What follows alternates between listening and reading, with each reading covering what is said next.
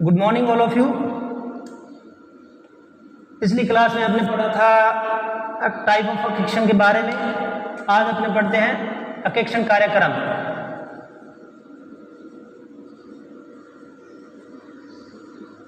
Audit programme BCom part 3। अकेक्षक किसी भी संस्था का अकेक्षण कार्य करने से पूर्व अकेक्षण के संबंध में जो योजना बनाता है उसी को क्या है, अकेक्षण प्रोग्राम या अकेक्षक की योजना कहलाती है। अब अकेक्षण किसी पूर्व विद्यमान संस्था का जिसमें पहले भी वो क्या है, अकेक्षण कार्य कर चुका है,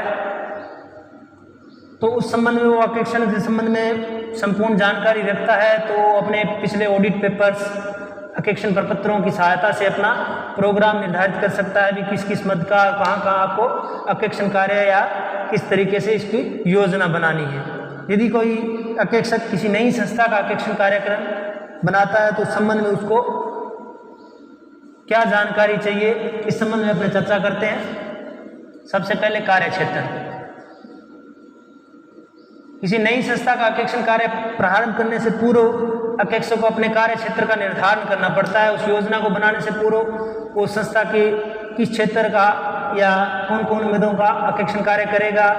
विधान के द्वारा यदि वैधानिक अकेक्षण किया जा रहा है तो वो अकेक्षक के कार्य को सीमित नहीं किया जा सकता, किसी समझौते के द्वारा उसको बढ़ाया जा सकता है, कम नहीं किया जा सकता। लेकिन यदि किसी संस्था का निजी अकेक्षण कार्य किया जा रहा है तो उसको समझौते के द्वारा निर्धारित या तय किया जा सकता है।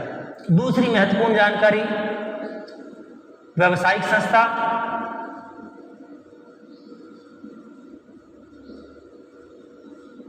के संबंध में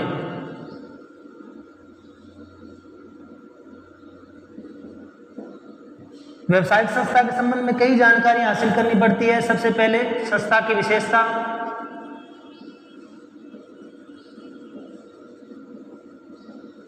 वह संस्था किस तरीके का बिजनेस व्यवसाय कार्य करती है, उसमें कौन कौन सी कहाँ से रोकड़ प्राप्ति होती है, कैसे भुगतान किया जाता है, उस संबंध में वो संपूर्ण जानकारी प्राप्त करता है। दूसरा महत्वपूर्ण जानकारी संस्था के संबंध में पुस्तपालन,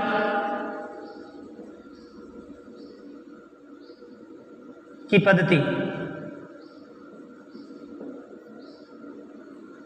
पुस्तपालन की पद्धति पहले महाजनी बही खाता अपनाई जाती थी। उसी आधार पर यदि लेखांकन कार्य किया हुआ है तो उसके संबंध में वो जानकारी प्राप्त करेगा।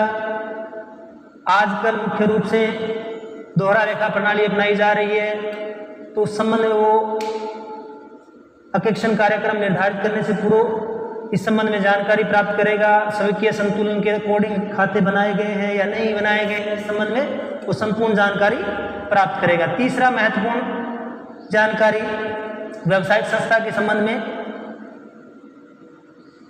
पुस्तकों के संबंध में या वैधानिक पुस्तकों।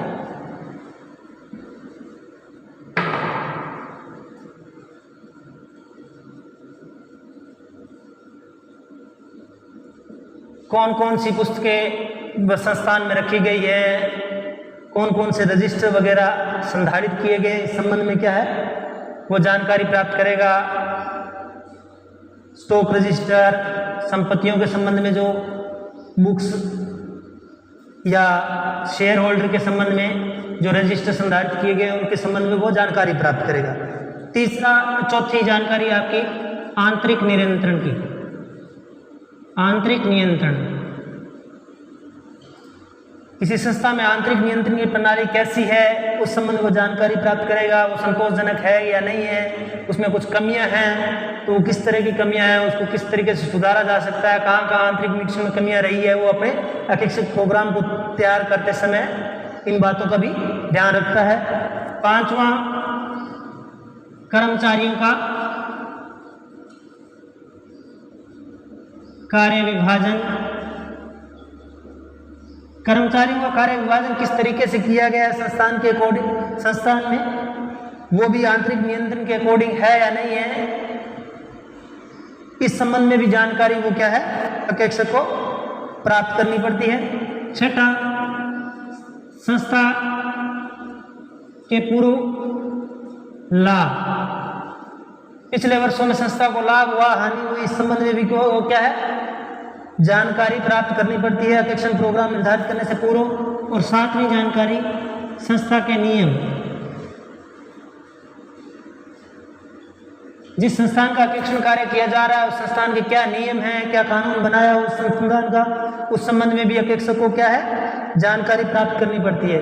पहला मुख्य रूप से कार्य क्षेत्र के संबंध में, दूसरी जानकारी आपकी व्यावसायिक संस्था के बारे में, और तीसरी अन्य जानकारी। अन्य जानकारी में तीन मुख्य रूप से हैं। संस्थान में क्या चालू अकेक्षण या सामयिक अकेक्षण अपनाया गया है, इस संबंध में जानकारी। सामयिक अपेक्षण अपनाया गया है तो उसके संबंध में सामयिक अपेक्षण किस तरीके से किया गया है, संस्थान के वार्षिक आधार पर किया गया है या अर्धवार्षिक आधार पर, इस तरीके से। तीसरा अकेक्षक का पारिश्रमिक, अकेक्षक का पारिश्रमिक। ये मुख्य रूप से तीन तरीके से जो अकेक्षण प्रोग्राम तैयार किया जा रहा है उस संबंध में। नई संस्था का अकेक्षण प्रोग्राम यदि अपेक्षक तैयार करता है तो उस संबंध में उसको निम्न जानकारी की आवश्यकता पड़ती है। इन्हीं के आधार पर ही क्या है, अपेक्षक अपना अपेक्षण कार्य इस प्रोग्राम के तहत करता है। अब अपेक्षण प्रोग्राम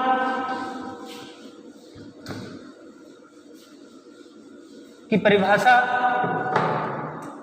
मैंने मुख्य रूप से जो बातें बताई हैं उसी अपेक्षण ऑथर डब्ल्यू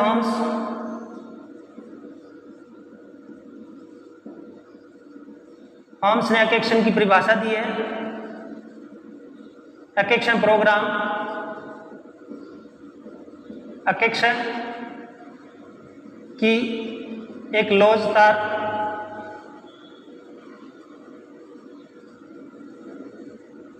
पद्धति है, ये बताया। अकेक्षण क्या है, लोचदार पद्धति है। अकेक्षण को अकेक्षण प्रोग्राम को आप फिक्स नहीं कर सकते हैं, वो संस्थान की योजनाओं, संस्थान की विशेषताओं के अकॉर्डिंग लोचदार बनाया जाता है। भी कभी भी उसमें क्या है, संशोधन किया जा सकता है। तो ये थी अकेक्षण के संबंध में मुख्य बातें। नेक्स्ट क्लास में अपने पढ़ेंगे अकेक्षण प्रोग्राम और ऑडिट पेपर के बारे में। धन्यवाद।